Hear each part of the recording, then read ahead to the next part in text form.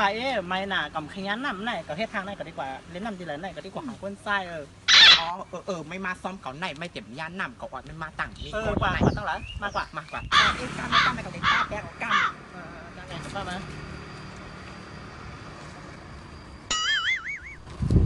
ยาวมาเลยไปไอ้สาวสองก้อนมันมาเว้ยละสองก้อนได้เล่าเหรอเนาะกว่าเขาประสาทเมื่อวานเพิ่นมีก้นพดนั่นเหรออุ่นตั้งปุ่นไอ้สองก้อนปลาพดกับตั้งเหมือนนั่นเมื่อวานมีหลายก็ถามว่ามันมีนั่น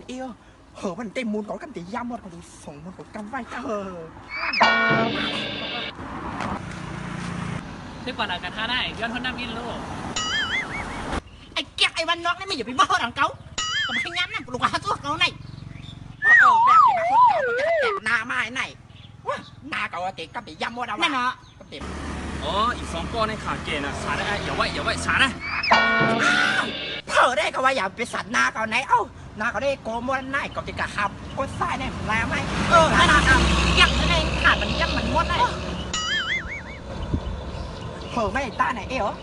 กำต้าเยอะให้สั่งแป้งไม่นาไม่รู้เหตุอีได้แต่จะแป้งได้เจเน็ตกันแหลกกันนำกันผิวก่อนลำเป็นได้เปล่าตาได้หมดเหี่ยว